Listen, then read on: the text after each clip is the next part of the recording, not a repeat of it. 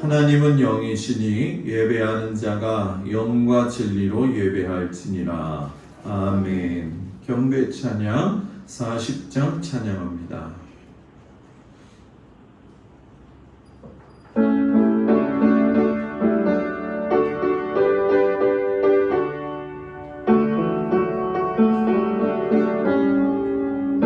찬송으로 보답할 수 없는 큰 사랑, 주님께 영광 할렐루야.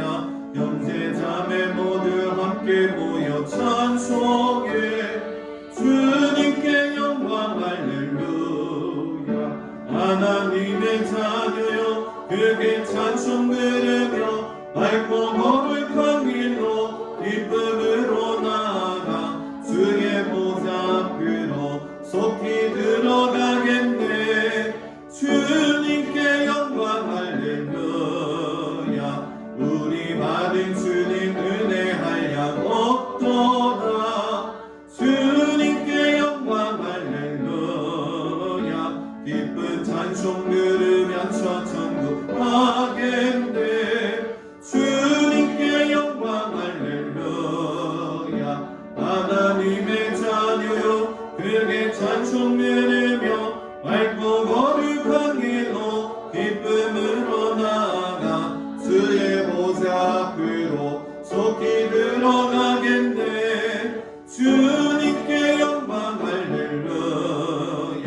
잠시 후에 우리 모두 주를 보겠네. 주님께 영광 할렐루야. 영광스러운 보좌 위에 거룩하신 주, 주님께 영광 할렐루야.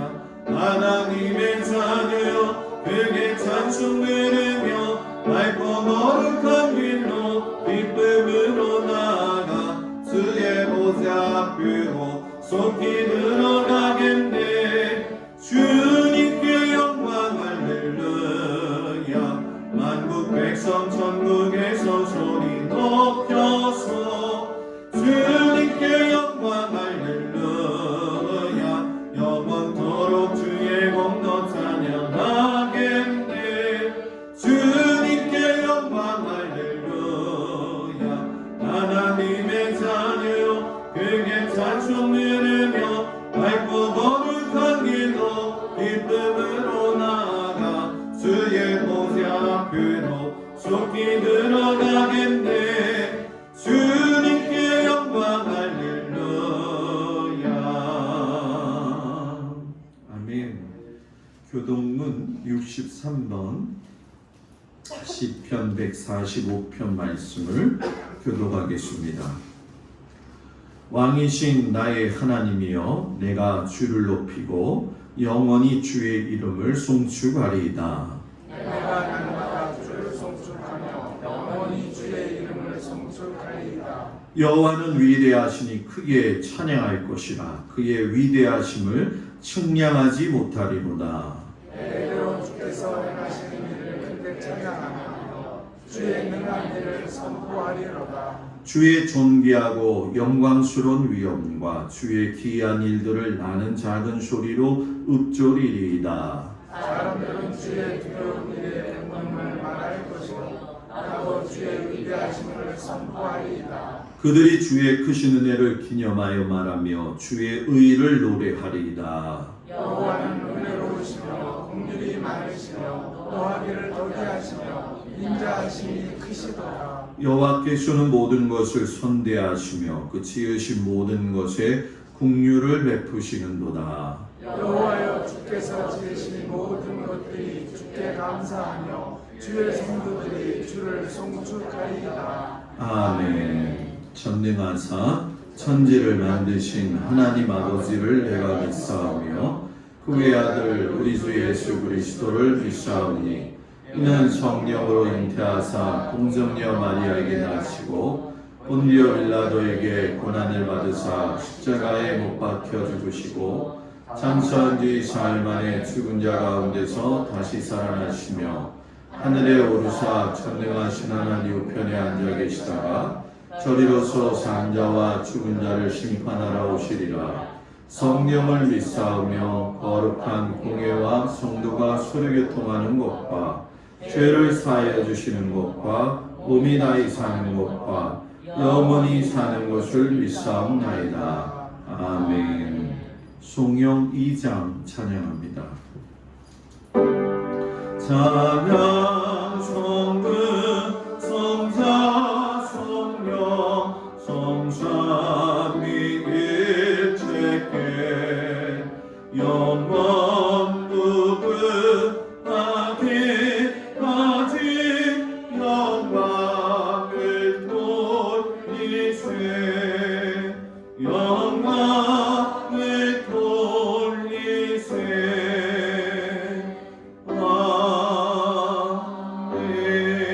아멘. 자리에 앉습니다. 박상수 권사님 기도해 주시겠습니다.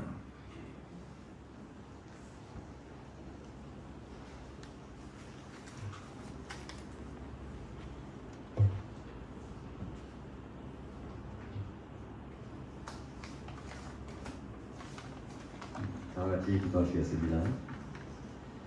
저희들의 삶의 이유가 되시는 전능하신 하나님, 늘 동행하며 주시니 감사합니다. 아멘. 오늘이 거룩한 주일에 마음과 정성을 다하여 하나님 앞에 예배드리게 하시고 은혜가 충만하게 하옵소서. 지난 한 주간 저희들은 하나님의 사랑과 은혜를 잊어버리고 죄를 범하며 삶을 살았습니다. 이 시간 모두 돌이켜 회개하오니 용서하여 주시옵소서. 주님의 날개 아래 참된 안식을 얻기 위한 원합니다. 이 나라가 정치적인 분열과 대립 그리고 그칠 줄 모르는 코로나19로 인하여 모든 백성들이 몹시 어려운 가운데 있습니다. 하루속히 회복되는 역사를 허락하여 주시옵시고 하나님의 은혜가 충만한 나라와 우리 지역이 잘 되게 하여 주시옵소서. 또한 우리 교회를 사랑하시고 지금까지 지켜주셨사오니 앞으로도 하나님께서 더 큰 은혜를 허락하여 주시옵소서. 이 시간 목사님을 통하여 말씀이 선포될 때 삶의 목적과 의무를 깨닫게 하시며 하나님의 음성을 듣게 하여 주시옵소서. 아멘. 요즘 우리 교회가 여러 가지 일이 많아 목사님과 사모님이 몹시 고단하십니다. 하나님께서 건강에 지켜주시옵소서. 그리고 기쁨이 넘치는 삶을 살아가게 하옵소서. 큰 은혜를 받게 하시옵소서. 주님의 능력과 권능으로 저희들의 마음은 더 열리게 하옵소서. 예수 그리스도 이름으로 기도하옵나이다. 아멘. 하늘에 계신 계신 우리 아버지여, 이름이 거룩히 여김을 받으시오며 나라의 임하시며 뜻이 하늘에서 이루어진 것 같이 땅에서도 이루어지리이다. 오늘날 우리에게 영원한 양식을 주옵시고 우리가 우리에게 죄 지은 자를 사하여 준 것 같이 우리의 죄를 사하여 주옵시고 우리를 시험에 들지 말게 하옵시며 다만 악에서 구하소서. 나라와 권세와 영광이 아버지께 영원히 있사옵나이다. 아멘.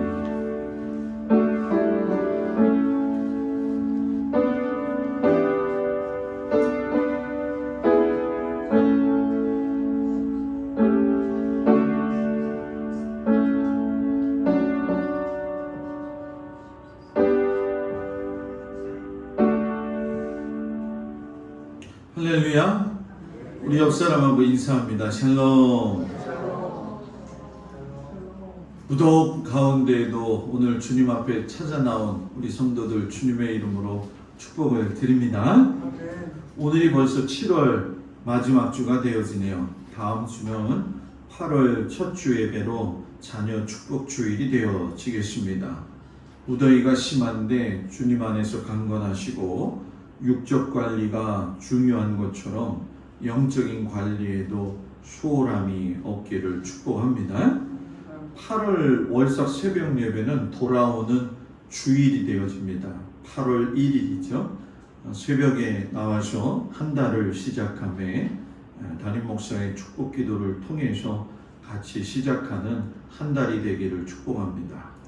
8월 봉사위원들 기억을 하시고 맡은 일에 있어서 수고하셔서 충성된 믿음의 일꾼이 되기를 축복합니다.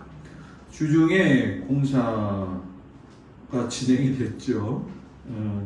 콘크리트 공사는 신정표 집사님 통해서 모든 게 잘 마무리가 됐습니다. 그래서 저 뒤에도 괜찮고요.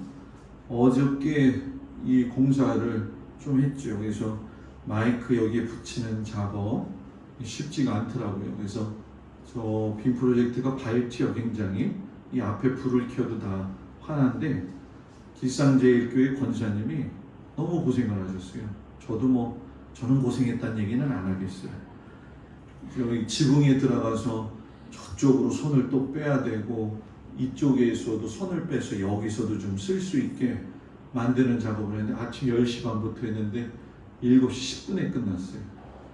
안 놀래는군요. 밥도 한 끼도 못 먹고 했어요. 그래가지고 오늘 예배를 할 수 있게 좀 완벽하게 하느냐고, 제가 좀 완벽하는 걸 좋아하니까 그 권사님이 목사님 너무 철두철미하고 이러시더라고요. 그래서 아주 잘 진행이 됐습니다. 그래서 앞에 파워포인트도 새롭게 됐죠.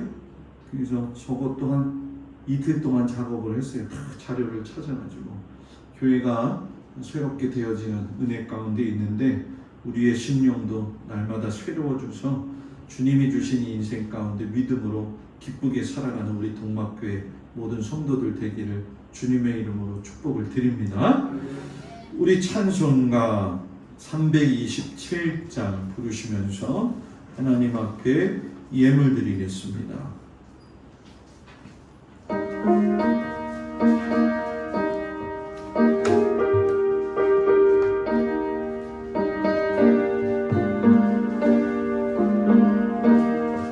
주님 주신 앞편 믿음 얻기 위해 너는 정성껏 기도했나.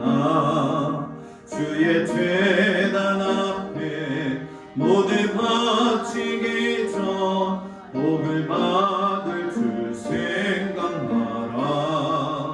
주의 제단의 선제사 드린 후에 주 내 맘을 주장하니 주의 뜻을 따라 그와 동행하 영생 복락을 누리겠네.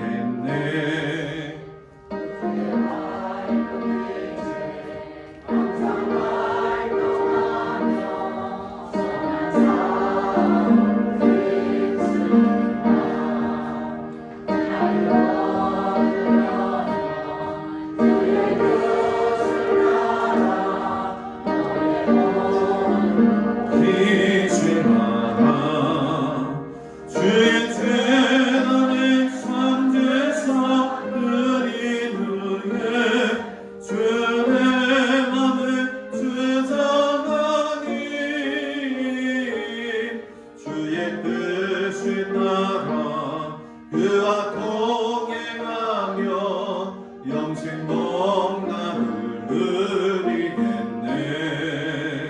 주의 제단 앞에 모두 바치는 예 주와 온전히 사귀겠네. 주님 주신 기쁨 또한 그의 사랑 얻지 말로다 경영하랴. 주의 제단의 상제사 드린 후에 주 내 맘을 주장하니 주의 뜻을 따라 그와 동행하며 영생 복락을 누리겠네. 아멘. 11조 김영길 장로님, 김혜자 권사님, 김종숙 권사님, 한정수 장로님, 박창자 권사님, 박상수 권사님, 김정자 권사님, 박덕일 권사님, 김수자 집사님, 김찬자 권사님, 고수모 집사님, 김하은, 김동국 권사, 김현희 권사, 김필권 장로님, 강민숙 권사님, 선경금, 김용길 장로님, 김혜자 권사님, 생일 감사예물 김혜자 권사님, 감사예물 곽덕일 권사님, 김수자 집사님, 한정수 장로님, 박청자 권사님, 박상수 권사님, 김정자 권사님, 저희 가정이 드렸습니다. 김종숙 권사님, 강옥순 권사님, 강병식 권사님, 우정희 권사님, 김필권 장로님, 강민숙 권사님, 김종민, 조혜인, 김영미, 오소연 드렸습니다. 기도합니다. 하나님께서 저희들의 모든 삶을 목도하고 계심을 저희가 알고 있습니다. 하나님은 살아계셔서 우리의 모든 형편과 사정 그리고 우리의 모든 마음까지도 감찰하고 계시는 분입니다. 하나님, 우리가 인생길에 살아갈 때에 부딪혀오는 여러 가지 시험과 환난을 하나님이 보고 계심을 믿고 저희들이 흔들리지 아니하며 우리 주님 바라보며 승리의 길 걸어갈 수 있도록 하나님 도와주시옵소서. 육신에게 소망을 두지 아니하며 하나님에게 소망을 두고 이 땅에서 흘린 눈물이 하나님 앞에 귀한 눈물로 바뀌어지게 하여 주옵소서. 하나님께서 축복하셔서 사랑하는 성도들의 가정을 주님 돌보아 주시고 또한 모든 일터 가운데에서 베풀어 주신 그 은혜와 건강 가지고 애쓰고 수고하며 피땀 흘려 주님 앞에 바치는 이 예물을 주님 흠양하여 주시옵시고 거룩한 산 제물 되게 하여 주시옵시며 우리 성도들의 가정에 먹을 것과 입을 것, 쓸 것으로 인하여서 궁핍당하지 아니하도록 주님 붙들어 주시옵시고 육체적으로 곤고하여 힘든 가운데 있고 병환 가운데 있는 우리 환우들과 모든 어르신 성도들을 주님 지키어 주셔서 주님 강건케 하여 주시옵소서. 우리 주 하나님이 모든 성도들의 마음을 다 알고 계시니 이 시간 감사드리면서 예수님의 이름으로 축복하며 기도하옵나이다. 아멘.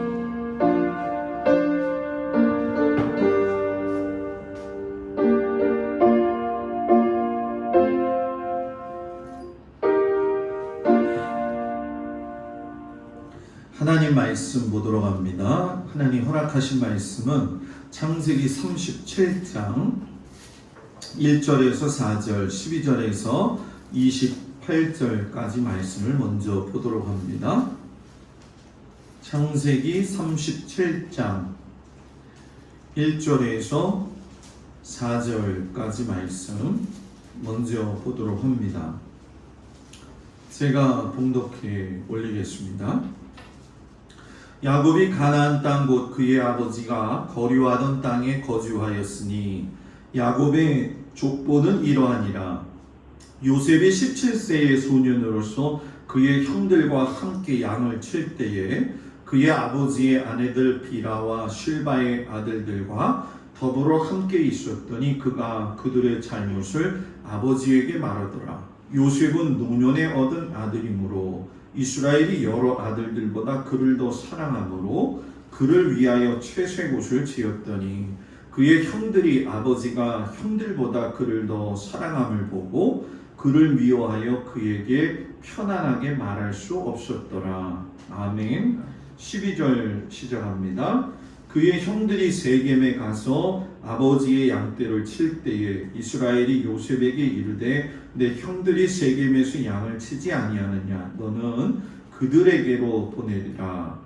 너 요셉이 아버지에게 대답하되 내가 그리하겠나이다. 이스라엘이 그에게 이르되 가서 내 형들과 양떼가 다 잘 있는지를 보고 돌아와 내게 말하라 하고 그를 헤브론 골짜기에서 보내니 그가 세겜으로 가니라. 어떤 사람이 그를 만난즉 그가 들에서 방황하는지라. 그 사람이 그에게 물어 이르되 내가 무엇을 찾느냐. 그가 이르되 내가 내 형들을 찾으오니 청하건대 그들이 양치는 곳을 내게 가르쳐 주소서.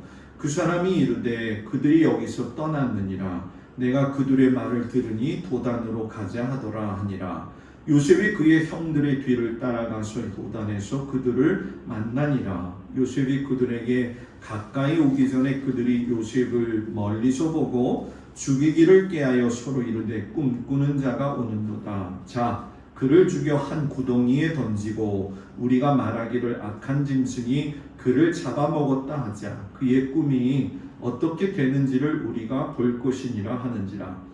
루벤이 듣고 요셉을 그들의 손에서 구원하려 하여 이르되 우리가 그의 생명은 해치지 말자. 루벤이 또 그들에게 이르되 피를 흘리지 말라. 그를 광야 그 구덩이에 던지고 손을 그에게 대지 말라 하니 이는 그가 요셉을 그들의 손에서 구출하여 그의 아버지에게로 돌려보내려 함이었더라.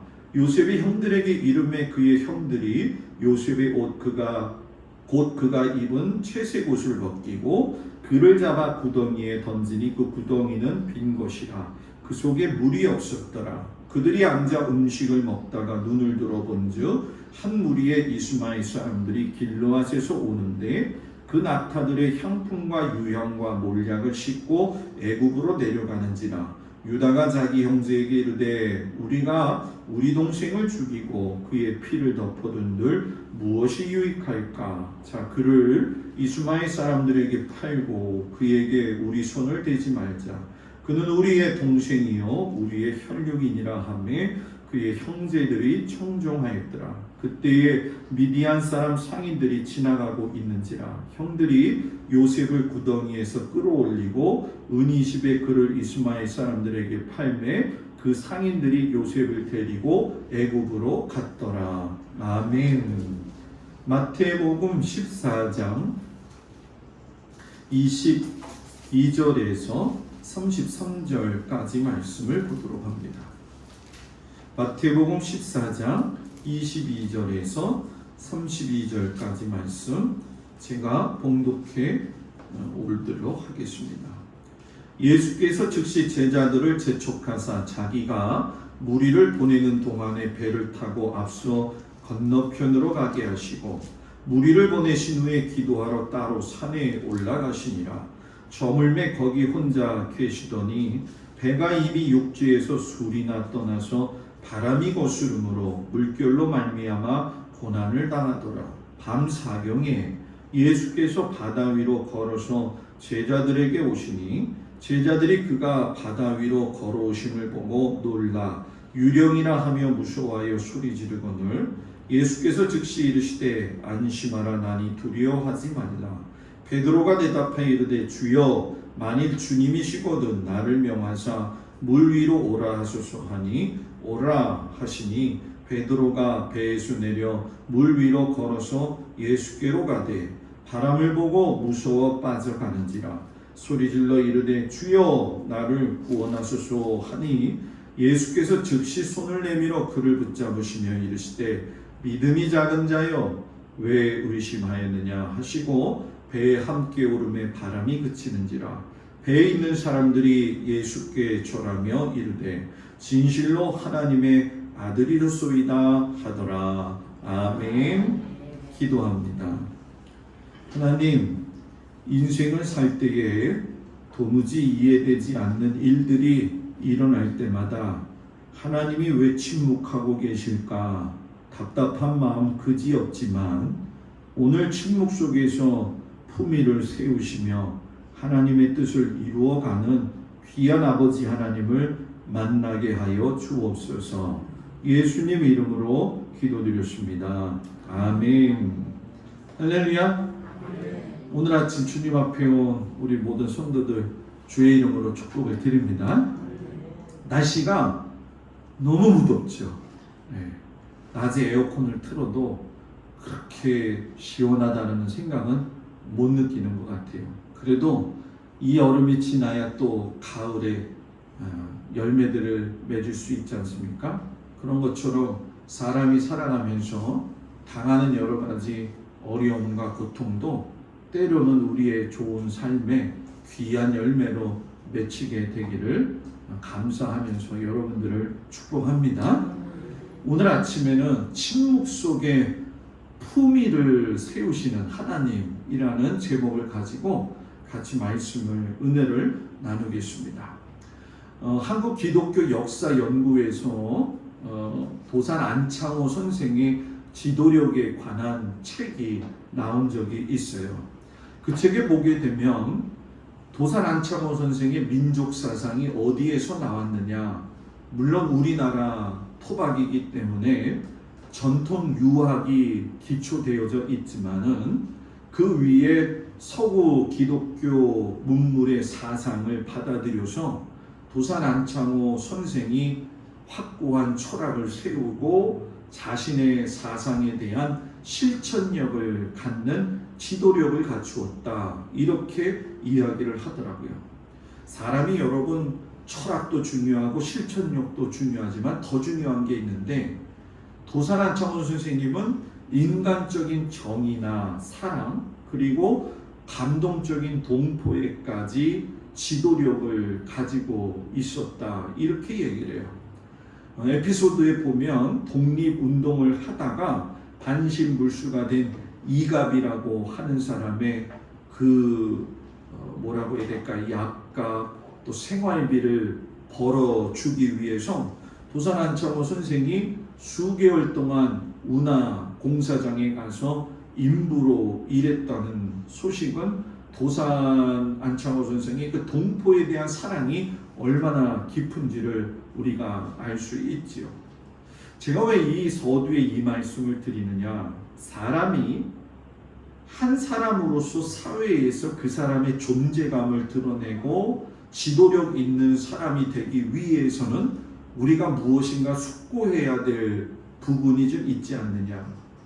저도 그렇지만 여러분들도 성서를 가지고 보는 것에 끝나는 게 아니라 성서 속에서 예수님이 말씀하시는 가치관이 무엇이고, 또 그 가치관을 가지고만 있는 것이 아니라 내 삶 속에서 실천하는 사람이 되어질 때에 교회도 그렇고 우리의 신앙도 회복이 되어진다는 거죠.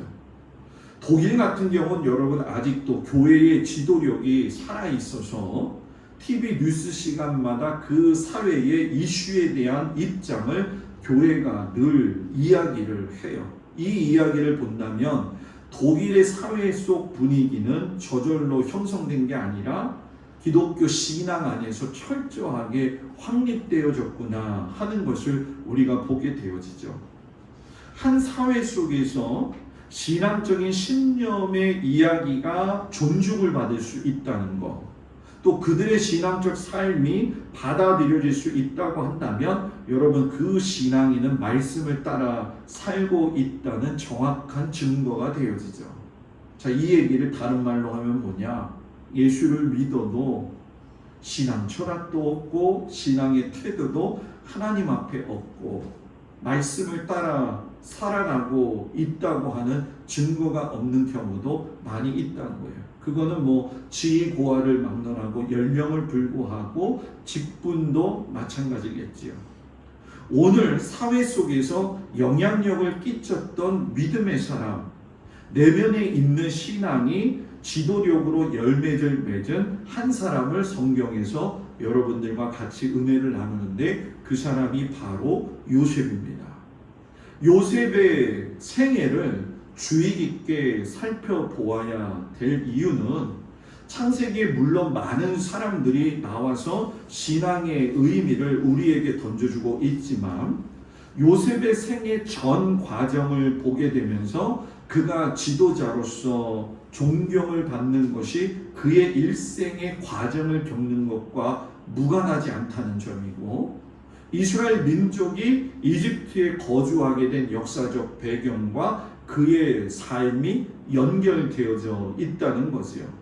특별히 창세기 12장에 보게 되면 하나님께서 아브라함에게 언약을 맺어주셨을 때에 그 언약이 집중적으로 성취되고 있는 그 상황의 연결선이 바로 이 요셉에게서 완성이 되어져요. 그런데 여러분과 제가 알다시피 요셉의 생애가 순탄했냐는 거죠. 이건 뭐 반전의 드라마 아니겠어요? 형들에게 미움을 사서 죽음의 구덩이에 빠졌다가 그 구덩이에서 건져내서 사는 것 같더니만 애굽으로 팔려가게 되어지죠. 애굽에 팔려가서는 보디발 장군의 집에 들어가서 좋게 승승장구하고 있는데 그의 아내의 유혹으로 인해 가지고 무고를 받아 가지고 억울하게 옥살이를 해요. 그러다가 또 하나님께서 반전의 기회를 주셔서 바로 왕의 꿈을 해석해 가지고선 애굽의 총리가 되어지고 가문과 기근 가운데에 곡식을 구하러 왔던 자기 형들, 자기를 죽이려 했던 그 형들과 극적인 상봉을 하게 되어지죠. 여러분, 이 드라마 같은 요셉의 생애 속에서 우리가 특별히 주목해야 될 건 뭐냐면 그 사람의 어린 시절이에요. 대개의 사람들은 어린 시절의 그 기억이 그의 평생을 지배하게 돼 있지 않습니까? 여러분, 태어났는데 복잡한 거예요. 아버지가 마누라가 4명이나 돼요. 여러분들 태어났는데 엄마가 4명이면 어떻겠어요? 별로 생각하고 싶지 않죠, 그죠? 황당한 거죠. 엄마가 4명인 것도 좋은데 그 4명에서 줄줄이 자녀를 낳은 형제가 12. 그 형제들 12이 하나같이 시기하고 미움 가운데에서 갈등 가운데에서 살았던 사람이 바로 요셉인데 성경은 형들이 요셉을 미워했다라고 계속적으로 이야기를 하고 있고 창세기 37장에 가게 되면은 그의 형들이 시기했다라고 절정을 이루고 있어요. 그럼 왜 요셉의 형들이 왜 그렇게 요셉을 미워했냐는 거죠. 성경에는 그 이유를 2가지로 이야기하는데 창세기 37장 2절에 보면 요셉이 비라와 실바의 아들들이 더불어 함께 있을 때에 그가 그들의 잘못을 아버지에게 말했다. 이렇게 얘기해요. 세상에서 제일 얄미 이걸 얘기해야 되나? 죄송해요. 세상에서 제일 얄미운 놈이 고자질하는 놈이에요. 그죠? 그냥 한 대 줘박을 수도 없고 그거 참 속 터지죠. 그죠? 요셉이 맨날 고자질하는 거예요. 형들이 보니까 저거를 그냥 어느 순간에 내가 한번 들었다 놔야겠다 이런 생각을 가지고 있었다는 거죠. 또 하나 요셉의 그 원인 2가지는 뭐냐면 야곱이 노년에 얻은 아들이기 때문에 그를 너무 사랑해가지고 채색 옷을 입혔다. 아버지가 요셉을 뭐예요? 편애했다라는 거죠. 여러분, 채색 옷, 히브리어로 케토네트 파심이라고 이야기하는데 화려한 색깔로 이루어져 가지고 그 옷단 깃에 방울도 달고 장신구도 달아가지고 발까지 내려오게 하는 망토 같은 겉옷. 화려하지 않겠어요? 생각만 해도. 우리가 TV에서 나오는 성경 속의 영화들을 보게 되면 옷이 얼마나 그냥 보잘것없어요. 그런데 그 옷 말고 거기에 장신구를 달아가지고 화려하게 입은 그 옷. 그 옷이 낡아질만 하면 또 옷을 만들어 주니 아들들의 입장에서 아버지가 야곱만 편애하고 있는 것에 대해서 원한을 가질 수밖에 없다는 거죠. 그러면 성경은 왜 이것만 이야기하느냐?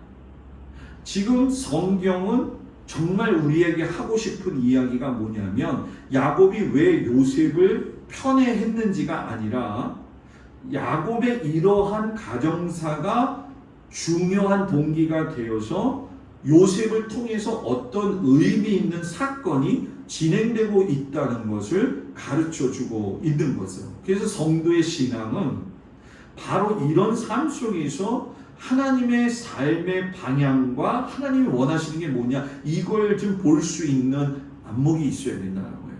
내가 왜 이런 어려움을 당하지? 내 삶 속에 이런 고난이 왜 연속되어지지? 여기에는 하나님의 침묵 속에는 귀한 하나님의 비밀이 담겨져 있다라는 얘기죠. 그런 의미 있는 사건이 오늘 읽은 성경 말씀의 시작이 되는 거예요.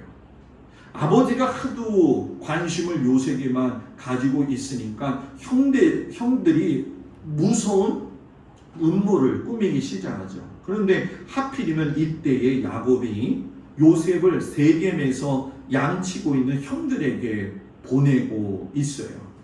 헤브론에서 세겜에 이르는 길은 아주 여러 날이 걸리는 힘든 길입니다.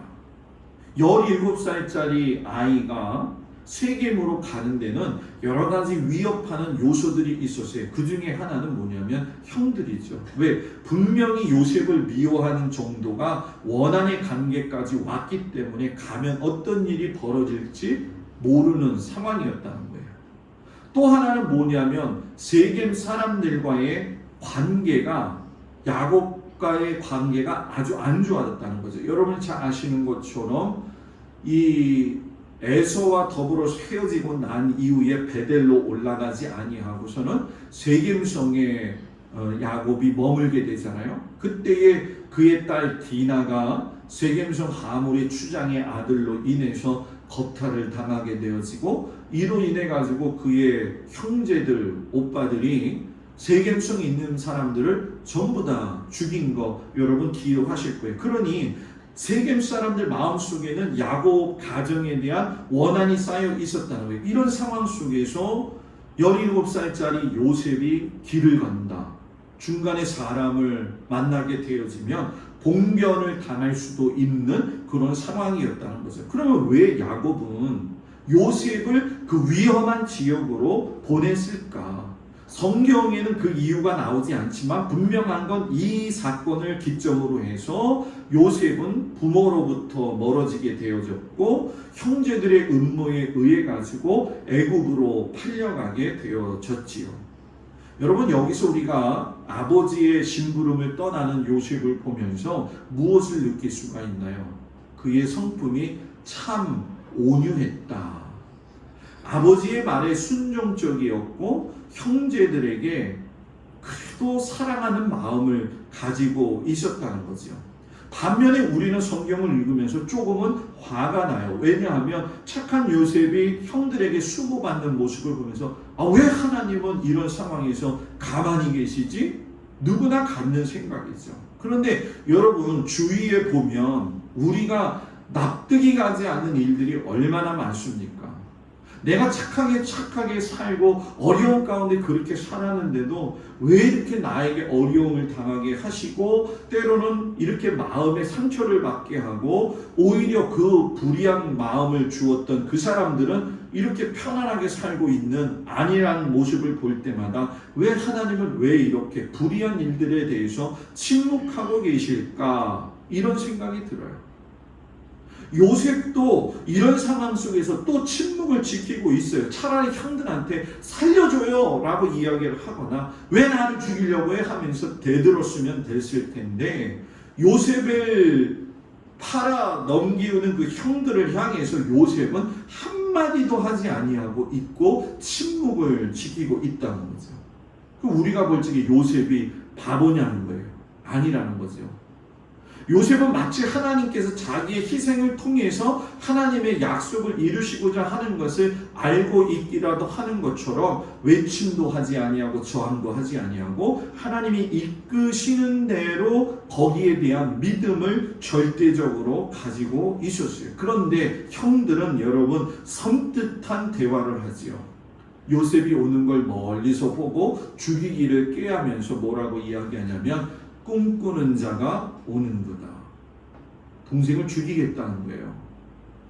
근본적으로 이 문제를 보게 되면 꿈꾸는 자가 오는도다 이 얘기를 하는 걸 보니까 요셉이 고자질하는 것도 진짜 문제가 아니었고요. 아버지 야곱이 편애하는 것도 진짜 문제가 아니라 형들이 정말 불편했던 건 요셉이 늘 말하는 꿈이었어요. 이 꿈이 예사롭지가 않아요. 왜 하나님은 요셉에게 그토록 꿈을 꾸게 하셨고 왜 요셉은 형들이 싫어하는 걸 알면서도 그 꿈 이야기를 했을까? 왜 그렇습니까? 요셉이 꾸었던 꿈 속에는 장차 하나님이 이루실 일들의 보석이 담겨져 있었기 때문에 그런 거예요. 보석이 있는 꿈을 가져야 되고요. 보석이 있는 믿음을 가져야 되고요. 보석이 있는 말과 언어를 가져야 돼요. 하나님은요, 보석을 품은 사람, 가정, 교회를 통해서 하나님의 일을 이루어 가셔요.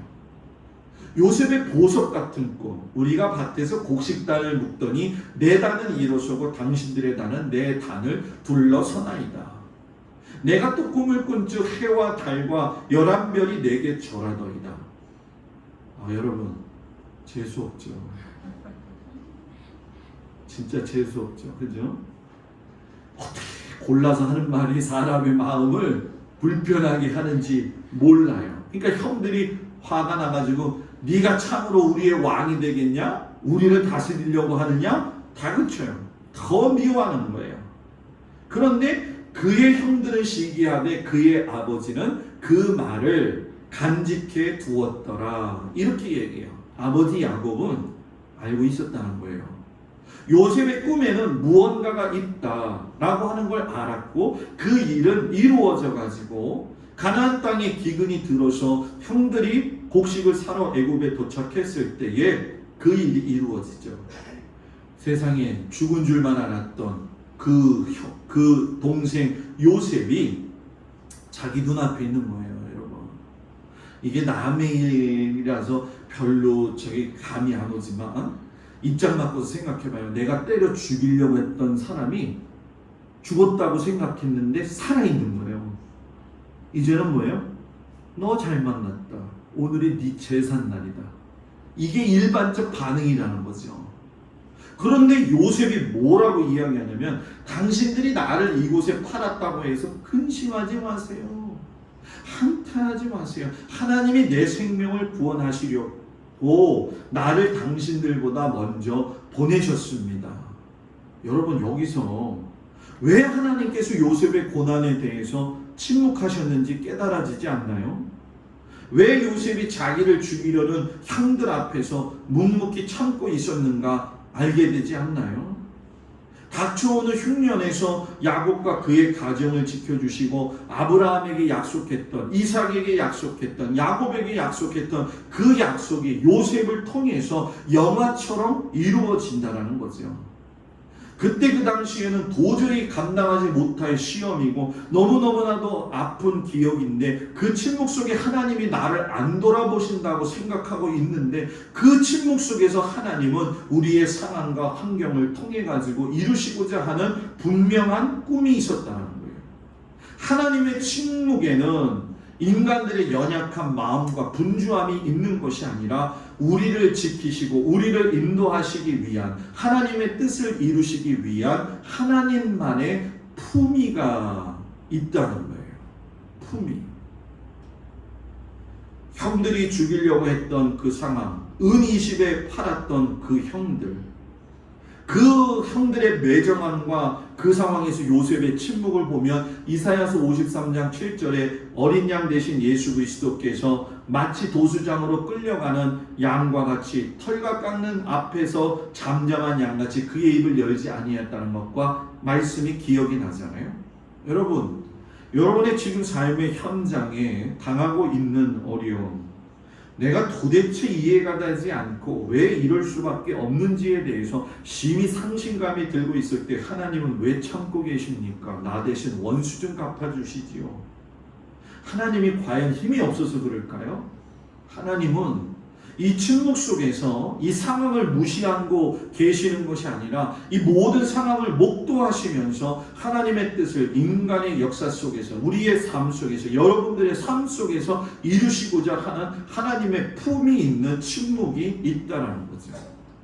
세상에는 두 종류의 사람이 있어요. 하나님을 믿고 하나님의 말씀을 따라서 자기의 꿈을 두고 묵묵히 그 길을 걸어가는 사람. 어떤 사람은 가슴이 너무 얕아서 그 꿈을 받아들이지 못하고 단순하게 미워하고 시기에 버리는 사람. 여러분, 어떤 사람이 되기를 원합니까? 내가 교회를 다닌다는 사실만으로 내 믿음을 낙관해서야 되겠냐는 거죠. 동생 요셉을 미워했고 그의 꿈을 시기했던 형들 누굽니까? 아브라함의 후손이고 이삭의 손자고 야곱의 아들들, 그들도 하나님의 자녀들이었지만 그들의 마음에 미움과 시기가 마음을 점령을 당해가지고 자신들의 믿음을 지키지 못하고 있다는 거예요. 여러분들의 믿음을 지키세요. 여러분들의 믿음은 사람에 의해서 고난은 당할 수는 있지만 하나님이 함께 하시기 때문에 죽지 않는 겁니다. 코로나 시대가 와서 저는 요즘 이 시대가 우리의 신앙을 하나님께서 체크하시고 달아보는 시간이라고 저는 믿어요. 대면 예배가 되어지고 비대면 예배가 되어졌을 적에 교회에 와서 하나님을 만나느냐 안 만나느냐, 정말 그게 중요한가요? 정말 중요한 건 뭐냐면 여러분들의 삶에 그 하나님이 함께 하시는 그 예배의 삶을 살고 있느냐. 무너지는 현상 가운데 광풍이 불고 있는 그 상황 속에서 찾아오시는 그 예수님. 오늘 우리가 복음서에 보면 예수님의 제자들이 폭풍우를 만나가지고서는 엄청나게 고생하는 걸 보게 되죠. 그때 예수님이 계셨나요? 예수님은 성경에 읽어보니까 어디에 계셨다? 산으로 기도하러 올라가셨다. 이렇게 얘기해요. 기도하는 그 도중에 예수님께서 바다 위로 걸어 오셔가지고서는 자기를 드러내시지요. 여러분, 이 메시지의 중심이 무엇일까요? 세상을 이기는 힘은 노젓는 것에 있는 것이 아니라 주님 앞에 조용히 앉아 기도하는 것, 신앙의 힘에 있다라는 거예요. 바울이 그런 얘기를 하죠. 내 입으로 예수를 주로 시인하면 하나님께서 그를 죽은 자 가운데서 살리신 것을 네 마음에 믿으면 구원을 받으리라. 사람이 마음으로 믿어 의에 이르고 입으로 시인하여 구원에 이르느니라. 아버지 야곱과 형제들을 기근해서 구한 하나님의 약속은 형제들이 똑똑해서도 아니고 그들이 소란스럽게 토론해서도 아니고 하나님이 주신 꿈을 마음에 믿고 간직하며 고난 속에서 묵묵하게 그 비극마저도 감내했던 어린 요셉을 통해서 하나님은 하나님의 일을 이루어셨다는 거예요. 여러분, 애굽왕 바로가 이 일을 알고 있어서 요셉에게 뭐라고 이야기하냐면 이와 같이 하나님의 영이 감동된 사람을 우리가 어찌 찾을 수 있느냐. 불신자의 눈에조차도 요셉은 하나님의 영에 감동된 사람이었다는 거예요. 여러분, 이 땅의 교회들이 세상으로부터 지금 배척받고 있잖아요. 교회가 피리를 불어도 사람들은 춤을 추지 않고 곡을 해도 함께 울어주지 않아요. 가만히 생각해보면 어찌 보면 하나님을 우리가 제대로 믿지 못했기 때문에 그렇다는 걸 알게 되어지죠. 저는 제가 목회하면서 여러 사람들을 만나고 또 여러 종류의 목사님들을 또 만납니다. 만나면서 느끼는 건 결과적으로 잘 살아야 되겠다. 제가 느끼는 거 잘 살아야겠다. 잘 사는 게 정말 중요하지 않을까요? 그럼 뭘 잘 사는 게 중요하냐? 지난주 새벽 예배 때 말씀드린 것처럼 사람에게는 하나님이 양심을 주셔서 그 양심은 하나님을 알게 하고 그 양심이 마비되어지면 하나님을 믿어도 하나님이 안 계신 거다. 양심이 살아있냐는 거죠. 저는 이 세상을 살면서 제가 마무리 짓는 때가 오겠죠. 그죠? 여러분들도 마무리 질 때가 오겠죠. 그죠? 그때에 내 뒤를 이렇게 뒤돌아보면서 그래도 양심 있게 살았다. 이거. 제가 동막교회 와가지고서 요즘 많은 생각들이 또 들어요. 왜냐하면 왜 하나님이 이 교회로 인도하셨을까? 거기서 느끼는 여러 가지 경험들이 있어요. 지금. 그러면서 제 마음속에 이번 주에 힘을 주고 또 저한테 제가 다그치는 게 뭐냐면 하나님은 하나님이 하시고자 하는 일이 있기 때문에 너를 이곳에 보냈지. 그래서 와가지고 봉사도 열심히 하고 있고요. 성도들도 열심히 돌보고 있고요. 그러는 거예요. 저는 소원이 여러분들과 제가 하나님이 침묵 속에 있다고 하나님이 모르시고 계시는 거냐, 그걸 모르는 사람이 아니라 하나님이 침묵할 땐 뭔가 이유가 있다. 아유, 하나님 그래도 침묵하지 말고 좀 뒤집어 엎을 건 뒤집어 엎으시고 그러면 안 될까요?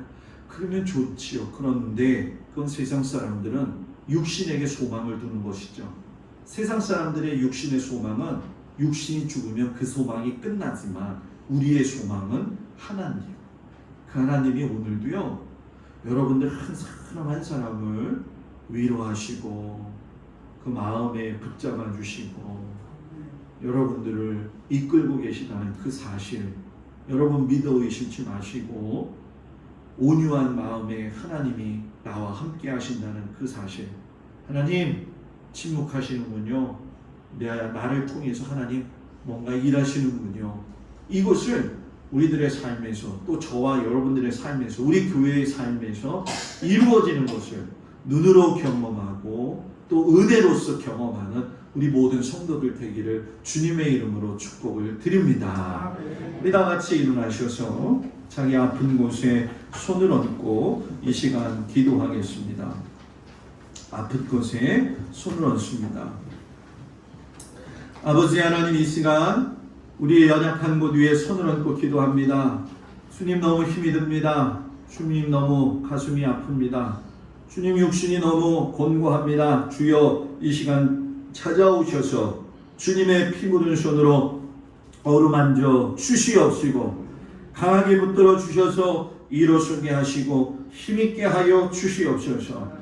아버지, 노안 가운데 있는 우리 장로님, 권사님들, 또한 병원에 있는 우리 사랑하는 성도들, 하나님 주여 불쌍히 여기시고 주의 오른손으로 붙잡아 주셔서 살아계신 하나님을 바라보며 소망 가운데 믿음 가지고 살 수 있는 귀한 은혜 허락하여 주시옵소서.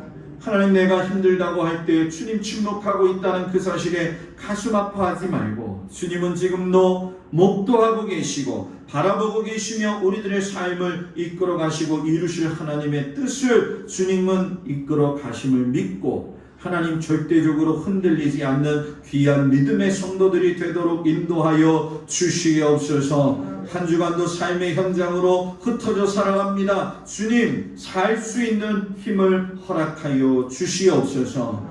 이제는 우리 주 예수 그리스도의 은혜와 우리를 사랑하시는 하나님의 극진하신 사랑과 성령님의 감화감동 역사하시고 위로하시고 돌보심이 침묵하시는 하나님을 바라보며 소망 가운데 하나님을 따라가는 우리 모든 성도들 위해 이제로부터 영원토록 함께하여 주시기를 간절히 축원하옵나이다. 아멘.